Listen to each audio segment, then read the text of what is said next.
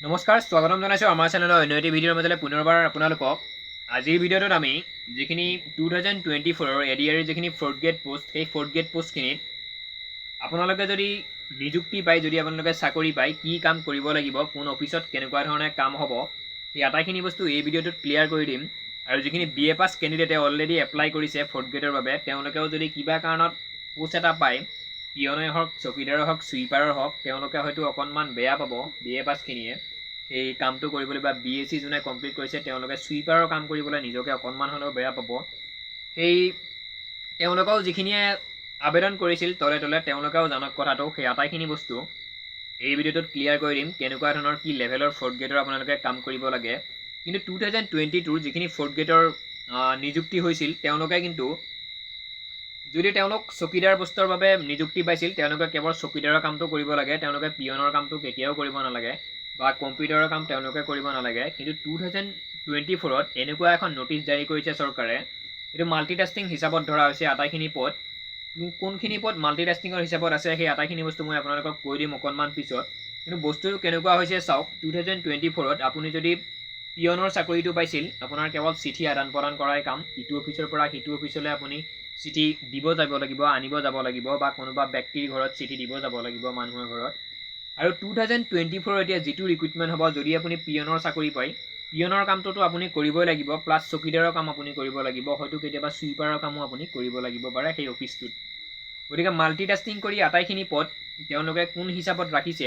আৰু অফিচত গৈ আপুনি কেনেকুৱা ধৰণৰ কাম কৰিব লাগিব আটাইখিনি কথা এই ভিডিঅ'টোত আপোনালোকক ক্লিয়াৰ কৰি দিম লগতে বিএ বিএসসি বিকম যোনে কমপ্লিট কৰিছে তেওঁলোকেও যদি আবেদন কৰিছে তেওঁলোকেও কেনেকুৱা ধৰণৰ কাম কৰিব লাগিব নিযুক্তিটো হোৱাৰ পিছত সেই আটাইখিনি কথা এই ভিডিঅ'টোত ক্লিয়াৰ কৰি দিম সম্পূৰ্ণকৈ ভিডিঅ'টো চাব বিশেষকৈ 3rd গ্ৰেডৰ কেণ্ডিডেটসকলে 4th গ্ৰেডৰ কেণ্ডিডেটসকলে 3rd গ্ৰেডৰ কেণ্ডিডেটসকলে ভিডিঅ'টো চাব নালাগে অযথা টাইম ৱেষ্ট কৰিব নালাগে আৰু তেওঁলোকে চাই বিভিন্ন কিবা বেলেগ বেলেগ কমেন্ট কৰিব নালাগে 4th গ্ৰেডৰ কেণ্ডিডেটখিনিয়ে ভিডিঅ'টো চাই থাকক তো প্ৰথম কথা আগতে যি কাম আছিল 2022 যেনেকৈ চাকৰি হৈছিল সেই যি চাকৰিত পোষ্টত আপোনাৰ চাকৰি হৈছিল তেনেকৈ আপুনি কাম কৰিব লাগে কিন্তু 2024 ত সম্পূৰ্ণ বেলেগ মাল্টিটাস্কিং সিস্টেম আপুনি আপোনাৰ ওপৰৰ অফিচাৰজনে আপোনাক যি কৰিব দিয়ে যি কাম কৰিব দিয়ে আপুনি তাকেই কৰিব লাগিব সক মাল্টিটাস্কিংৰ ভিতৰত কিমানখিনি কাম পৰিছে বা কোনখিনি পোষ্ট তেওঁলোকে নিয়োগ কৰিছে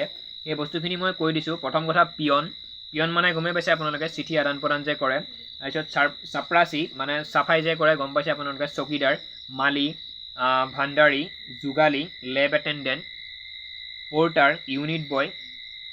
তাৰ নেক্সট আছে ষ্টুডিঅ' বয় পানীৱালা helper hostel clerk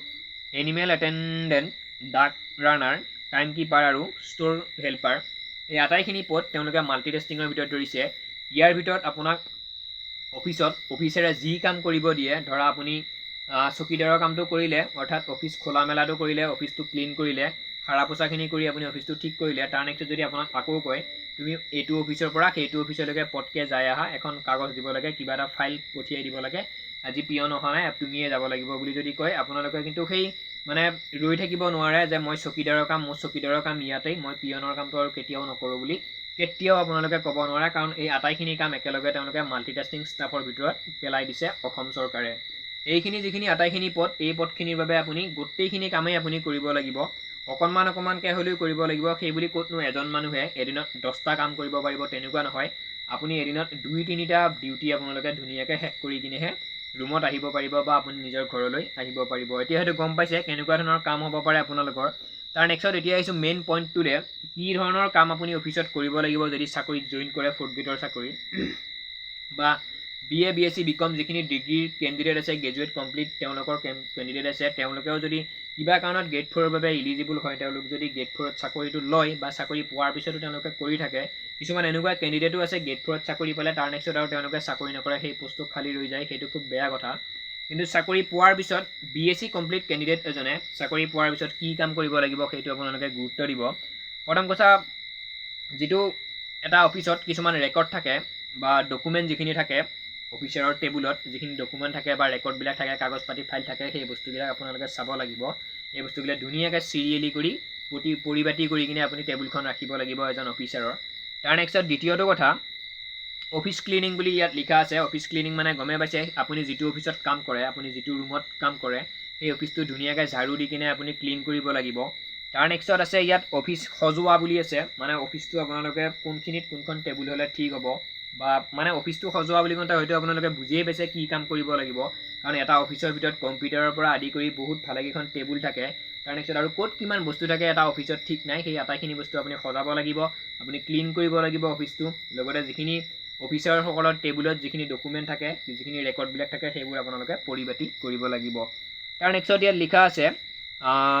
caring files বুলি লিখা আছে মানে কেয়াৰিং ফাইলছ দে কেয়াৰিং নহয় কেয়াৰিং ফাইলছ আপোনালোকে ফাইলবিলাক ইটো অফিচৰ পৰা সিটো অফিচলৈকে আপুনি আদান প্ৰদান কৰিব লাগিব পাৰে তাৰ নেক্সট আছে কম্পিউটাৰ হেল্প হয়তো কোনোবা এজন অফিচাৰে কম্পিউটাৰত কাম কৰি আছে তেওঁ কিবা এখন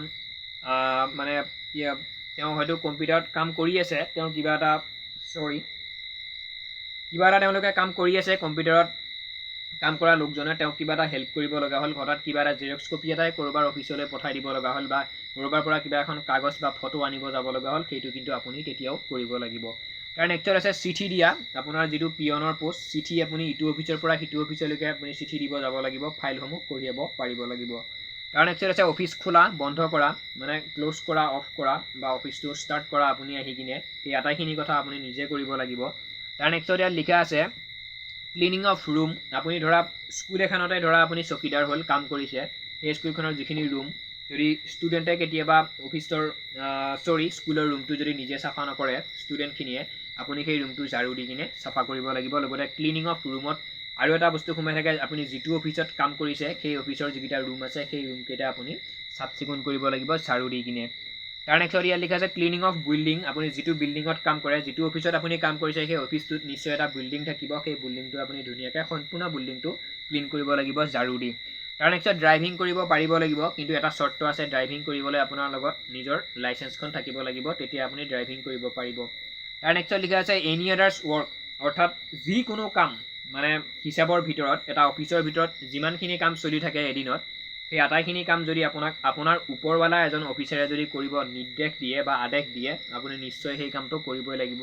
লাগিনে আপোনাৰ কষ্টই হওক অকণমান তেনেকুৱা ধৰণৰ কোনো কথা আহি নপৰে আপোনাৰ ওপৰৰ যিটো অফিচাৰ আছে আপোনাৰ ওপৰৰ ৰেংকৰ যিটো ব্যক্তি আছে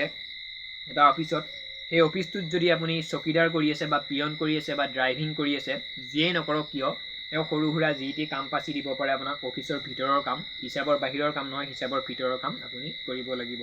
এতিয়া হয়তো গম পাইছে ফৰ্থ গ্ৰেডত কেনেধৰণৰ কাম হ'ব বা আগৰ 2022 নিচিনা এইবাৰ তেনেকুৱা ছিষ্টেম নহয় 2022ত আছিল আপুনি যদি আকৌ কৈ দিছোঁ মই আপুনি যদি ড্ৰাইভাৰ আছিল আপুনি কেৱল ড্ৰাইভিঙে কৰিব লাগিব আৰু একো কৰিব নালাগে কিন্তু 2024ত তেনেকুৱা নহয় মাল্টিটাস্কিং ষ্টাফ আপোনালোকে এটা অফিচত যি টি কাম আপুনি কৰিব লাগিব পাৰে যদি গাড়ী চলাব পাৰে যদি আপোনাৰ লাইচেন্স আছে আপুনি গাড়ীও চলাব লাগিব চকীদাৰৰ কামো কৰিব লাগিব পিয়নৰ কাম কৰিব লাগিব পানীৱালাৰ কাম কৰিব লাগিব এভৰিথিং হয়তো ছুইপাৰৰ কামো আপুনি কৰিব লাগিব পাৰে তো BA BSc BCom যিখিনি কেণ্ডিডেট আছে তেওঁলোকে হয়তো ছুইপাৰ কৰিবলৈ অকণমান বেয়া পাব কাৰণ যিখিনিয়ে মনে মনে BA BSc BCom কমপ্লিট কৰিও ডিগ্ৰী থাকিও তেওঁলোকে ফ'ৰ্থ গ্ৰেডৰ বাবে এপ্লাই কৰিছে সেইটো তেওঁলোকৰ নিজৰ কথা হ'ব আৰু চাকৰি তেওঁলোকক চৰকাৰে ফ'ৰ্থ গ্ৰেডত দিয়ে নে নিদিয়ে সেইটো চৰকাৰৰ উল্লেখনীয় হ'ব আমি পিছত চাব লাগিব তো ভিডিঅ'টো ইমানেই আছিল চাই যদি ভাল লাগিছে আৰু এনেধৰণৰ ইনফৰমেশ্যনসমূহ বা গ্ৰেড 3 গ্ৰেড 4 আৰু অসম পুলিচৰ যিমানবোৰ ৰিক্ৰুইটমেণ্ট অসমত আহি আছে সেই আটাইখিনি ৰিক্ৰুইটমেণ্টৰ খবৰসমূহ আমি আপোনালোকক নিয়মীয়াভাৱে দি আছোঁ চেনেলটিৰ লগত যদি জড়িত হোৱা নাই চেনেলটি ছাবস্ক্ৰাইব কৰিব চেনেলটিৰ লগত জড়িত হৈ থাকিব ভিডিঅ'টি সম্পূৰ্ণকৈ শেষলৈ চোৱাৰ বাবে আপোনালোকলৈ পুনৰবাৰ ধন্যবাদ জনাই আজিৰ ভিডিঅ'টোৰ সামৰণি মাৰিছোঁ জয় অসম